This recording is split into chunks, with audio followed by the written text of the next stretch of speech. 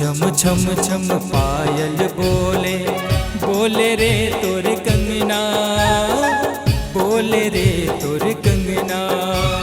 छम छम छम छम पायल बोले, बोले रे तोर कंगना, बोले रे तोर कंगना। सजनी आजा आजा आजा रे आजा रे, आज सजनी आजा। छम छम छम छम पायल बोले, बोले रे मोर कंगना, बोले रे मोर कंगना। छम छम छम छम पायल बोले, बोले रे मोर कंगना, बोले रे मोर कंगना। सजना आजा आजा आजा रे आजा रे, आजा सजना आजा। आजा रे आजा रे, आज सजनी आजा।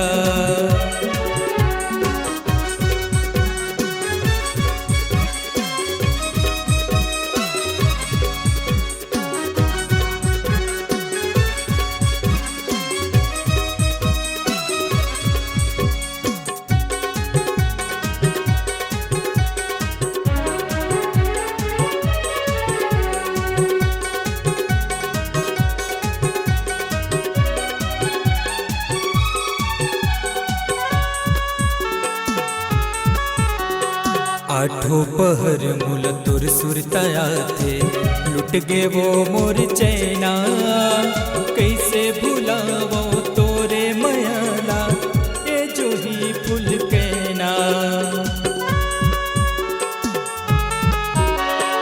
आठों पहर मुल तुर सुरताया थे, लुट गे वो मोर चैना। कैसे भुलावो तोरे मयाला, जो ही फुल कहना।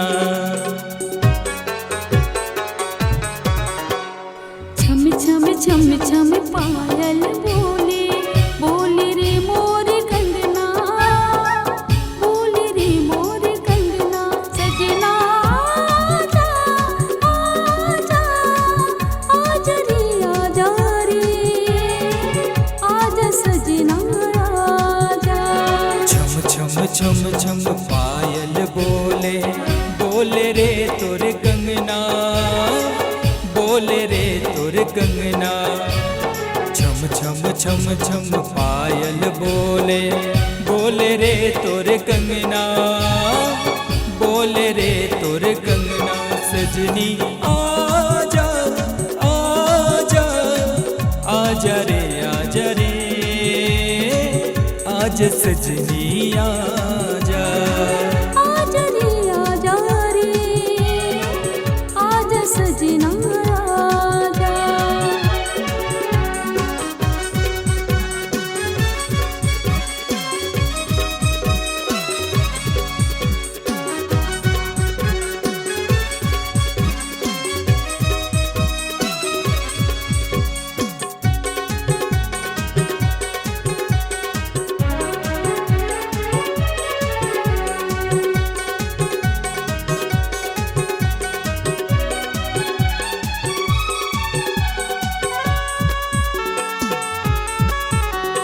सुते दस नामा नींद नहीं आवे, तुरच सुरताया थे।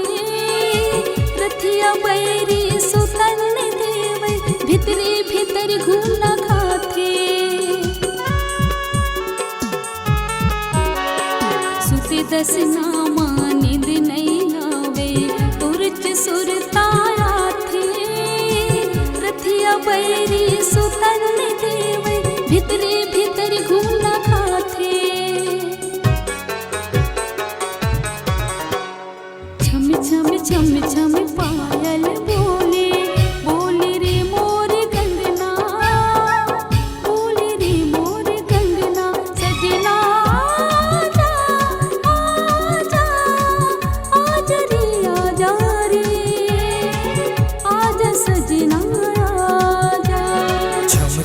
छम छम पायल बोले, बोले रे तोर कंगना, बोले रे तोर कंगना।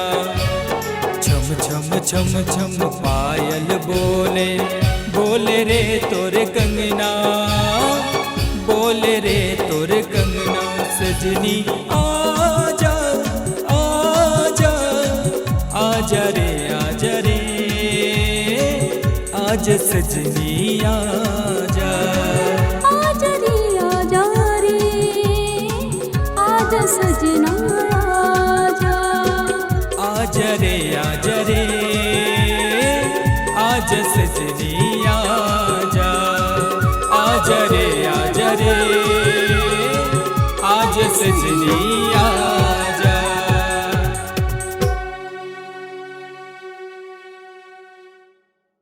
बनाइए अपनी एक खास पहचान, अपनी आवाज को दीजिए एक नया आयाम। तो याद रखिए एक ही नाम, Upasana studio. Upasana studio digital multitrack audio video recording, Bijju sound service Pali, जिला कोरबा, छत्तीसगढ़। Mobile number 9340823228।